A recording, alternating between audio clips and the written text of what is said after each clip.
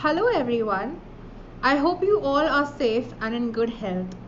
I'm sure you all have fared very well in your tests. Today in English, we begin with a new lesson called the souvenir. As you can already see on your screens, this is the first page of the lesson in your textbook. I will be reading the lesson and explaining it to you.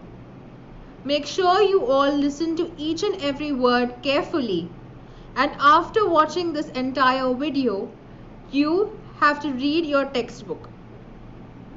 Let us now begin. The souvenir. With the tip of her nose pressed to the window of the space shuttle, Sayali sat gazing at the view outside for so long. Still, she didn't seem to be contented. She had read the description of this view several times before and had seen this scene on the video too. But this was different. Reading the description was one thing. Watching the pictures and videos captured by the camera was another. But getting an opportunity to view that amazing panorama with your own eyes, being present physically right in the midst of it, was indeed an out-of-the-world experience. Now, in this paragraph that I just read, we are introduced to the main character of the lesson called Sayali. Sayali is a young girl just like you all in school, and she is very excited because she is in the space shuttle that is taking her and her friends to the moon. This is her school trip and she is very excited. She's gazing at everything from her space shuttle. She is looking at all the things present outside the space shuttle with her nose pressed to the window. This just shows how anxious and how happy she is to be in the space shuttle going to space. Now she says that she has read about all these things. Okay, she has seen pictures of space, she has seen videos of space, but this is nothing compared to that.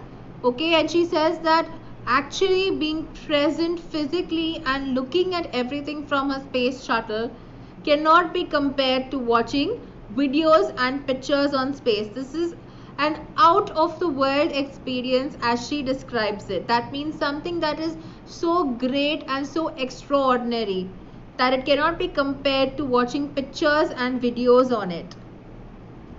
Let us now move ahead. No matter how long she sat gazing, her awe and wonder did not seem to abate. The earth gradually appeared to get smaller and smaller in the sky. The azure blue sky was now looking jet black. The clouds had disappeared. The stars were shining bright. So slowly and steadily, Sayali's space shuttle was moving closer towards the moon.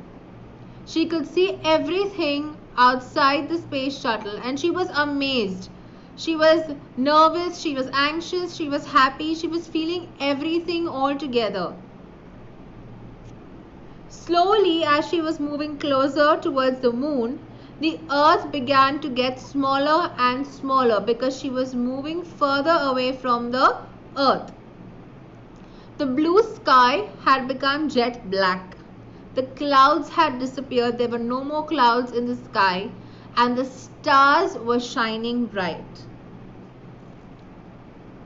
This trip to the moon was exorbitantly expensive, but still Sayali's mother had sent her on the trip. Now, even though this trip was very expensive, but Sayali's mother wanted her to go on this school trip. Exorbitantly means something that is very expensive. Okay, but Sayali's mother said that she had to go on this trip. In our childhood, we could not even think of such long distance trips. The longest trip meant going to Europe. If you are getting this opportunity, make the most of it, said Mummy. Now, Sayali's mother was very supportive and equally excited for her to get this opportunity to go on the moon. Okay, and her mother tells her that in her childhood, in her school days, she could only think of going to Europe. That was probably the only place that was far away from her hometown that she could think of going to. She couldn't think of going to space. That was unimaginable. And today, Sayali is getting the opportunity to go to space. So her mother wanted her to explore this opportunity, to experience this. And therefore, her mother tells her that you have to make the most of it. Oh, mommy, Neha's grandmother was saying that in their childhood, the longest trip for school children used to be only up to Delhi or Kolkata. It seems so funny, isn't it? Said Sayali, laughing. Remembering the incident made her laugh even now. I'm sure students, if you sit with your parents or your grandparents and ask them where they went on their school picnics or their school trips, they would tell you places that maybe you've not even heard about, or something that would be very close to their school. They never really went far away from their schools, exploring new places. Okay, for them it was something that they couldn't even think about. Whereas today for y'all get to go far away from your schools, you get to see new places. Okay, you'll go on these adventure trips, you'll get to explore new spaces. That was something that your parents and your grandparents couldn't even think about. But today you all have the privilege and the opportunity to do so. Now the shuttle was getting closer and closer to the moon. Then it started orbiting the moon. In every 32 minutes, the shuttle completed one revolution round the moon. Now, as Sayali and her friends were traveling in the space shuttle, the space shuttle was getting closer and closer to the moon slowly and steadily. Okay, it started orbiting. What do you mean by orbiting? It started going around the moon. In every 32 minutes, the shuttle completed one revolution around the moon.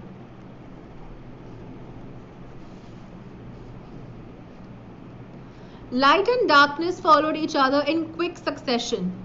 The dome-shaped settlements on the moon, which resemble the igloos of the Eskimos, were now visible. If you have ever looked at National Geographic channels or even on the internet, if you've seen the homes of Eskimos in very, very cold spaces like the Arctic Circle, you must have seen they live in igloos. Igloos are dome-shaped settlements, like a semicircle. Okay, they're dome-shaped settlements, and Eskimos live there in those igloos. Now, the same type of settlements were found on the moon. When Sayali and her friend when Sayali and her classmates reached the moon, they could see these dome-shaped settlements, these dome-shaped houses. After some time, Sayali's shuttle made a slow, measured and safe landing on the moon. The door of the shuttle was opened and the children were escorted through an airtight tunnel to the settlement at the Neil Armstrong base. Now, I know you all are very smart, and therefore I'm sure that when you heard this name, Neil Armstrong, it must have definitely rung a bell in your heads. If not, let me tell you that Neil Armstrong was the first man to land on the moon. He was an American astronaut and he was the first person to step foot on the moon. Okay, so therefore this settlement or this base, this place that they had reached, that they had landed at, Sayali and her friends, this place was called the Neil Armstrong base. Okay, named after Neil Armstrong. Now these children, Sayali and her classmates, were escorted. What do you mean by escorted? Now when you go on your class trips or your picnics or your field trips, your teachers accompany you. We accompany you on your class trips and we guide you all, we escort you all. That is the meaning of escorting, to guide someone. Okay, to guide you all, to give you all instructions where to go and where not to go. The receptionist at the entrance to the base gave some instructions at the very outset. Who is a receptionist? I'm sure you've seen, if you've gone to your parents' offices, there is a lady at the entrance who sits at the desk and answers phone calls and takes down messages for her boss. Okay, that lady is called a receptionist. So now at this Neil Armstrong base also, there was a receptionist, a lady, who before anything could begin gave Sayali and her friends some instructions. Okay, right at the beginning itself, she decided to give them some instructions that Sayali and her friends had to follow. I welcome you all to the Neil Armstrong base. To make your stay on the moon pleasant and comfortable, I would like you to take certain precautions. Now, this receptionist is here to mainly give Sayali and her friends, her classmates, the teachers and everybody on the school trip some instructions. She tells them that you have to take certain precautions. Now, what are precautions? Precautions are safety measures that they all had to undertake so as to avoid any kind of mishap or any kind of injury from taking place in the future. For example, now in this coronavirus times, we too take precautions. When we go out of our houses, we always wear a mask. Some of us wear gloves. Some of us cover our entire heads, our hair and everything is covered. These are all precautions that we are taking so that we do not get infected with this virus. In the same way, Sayali and her friends also had to undertake certain precautions. Let us see what these precautions are. Listen carefully to my instructions and please follow them during your stay. You know that the gravitational force of the moon is 1/6 that of the earth. In the human settlements on the moon, a gravitational force equivalent to that of the earth has been artificially maintained. But outside those settlements, the gravitational force of the moon is at work. Now, this receptionist tells Sayali and her friends, her classmates, that the gravitational force of the moon is only 1/6 times that of the earth. That means it is very less compared to that of the earth. Now, in case you don't know what gravitational force is, let me explain it to you. Gravitational force was a concept that was invented by Sir Isaac Newton, okay, a very famous scientist. He said that everything that goes up has to come down. Okay, for example, if you throw something, if you throw a pen or a pencil in the sky up, it will come down. And why does it come down? Because of the gravitational pull of the earth, because of the gravitational force. The earth has the gravitational force that pulls everything towards it down. Okay, so now this gravitational force on the moon is very less compared to that of the earth. So I'm sure you must have seen in videos and pictures, whenever there are astronauts in space, they are always floating in space. They are never on the moon, walking on the moon, because they cannot. There is no gravitational force on the moon, or it is very less on the moon. So nothing is pulling them towards the moon. That is why they are always floating in the sky, in space. Whereas we on earth, we are not floating or flying on the earth. We are always grounded. We are always, our feet are always touching the earth, touching the ground, because of this gravitational force that pulls us towards the earth. Now, this receptionist tells Sayali and her friends that the gravitational force is equivalent on the moon to the earth only in these human settlements. So remember, we had spoken about these dome-shaped settlements that were on the moon in the beginning, some time back. Now, only within these settlements is the gravitational force maintained as that of the earth. The moment you go out of these settlements, there is no gravitational force. So you can start floating in the sky, in space, which is not safe. So she tells them, make sure that you are within these human settlements, these dome-shaped settlements, because only over there you have the gravitational force that is equivalent that is equal to the gravitational force of the earth. The moment you go outside these human settlements, there is no gravitational force and you can start floating in space, which is not safe.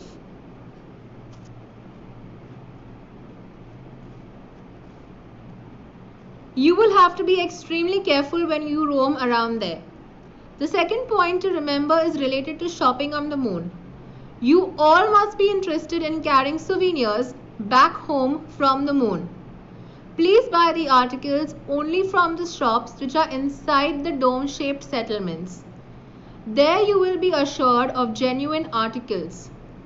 Now, if you have noticed, this is the first time we hear the word souvenir mentioned in the entire chapter. This is the title of the chapter, but yet this word comes in so late. Now, what is a souvenir? Students, when you have gone with your parents or your friends or your family anywhere, out on a holiday, on a trip, or even if you've gone with your school, your field trips from school, if you've gone on these field trips, have you ever brought anything back with you as a remembrance from those trips? Okay, so that thing that you bring back is called a souvenir. It's a memento. It's a token. Something that you associate with that place as a remembrance. So whenever you look at that thing, you remember, oh, I had gone to this place at that time and I had these fond memories of this place. Okay, so that is called a souvenir. Now, Sayali and her friends also would have definitely wanted to bring back souvenirs from the moon for her parents, for herself. Okay, so the receptionist tells them that whenever you want to shop, okay, you want to take back souvenirs for yourself and for your family back to earth from the moon, you make sure you shop only from these dome-like settlements. Make sure you only go here and shop from these shops, because only these shops will give you will give you good quality things. If you go to the shops that are outside these dome-shaped settlements, they may not have good quality things. Okay, and not just that, they are also unauthorized shops. What do you mean by unauthorized? Okay, so maybe these shops that are outside the dome-shaped settlements do not have the permission to sell these things. Okay, maybe they sell fake things. Their things are not genuine, they're not real, they're not good quality things.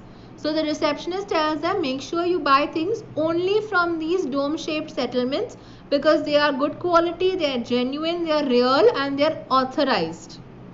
They have the required permissions.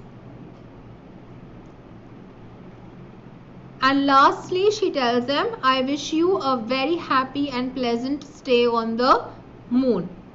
So finally, the receptionist, after giving all her instructions and guiding them and telling them what to do and what not to do, she wishes them a happy stay on the moon, a pleasant stay on the moon. Now, for today, we will stop here. We will look at what happens with Sayali and her friends later in the next classes. Okay, but make sure after you watch this video, you immediately go and read your English textbook. If there are any words that you don't understand, look up the dictionary, or you can even Google the meaning. Please do not take this lightly. You have to read your textbook, because you know that you have comprehension. So make sure you all read your textbooks. And until our next class, all of you stay safe, stay healthy, do not trouble your parents, and pray that we all can get back together in school very, very soon. Bye everyone.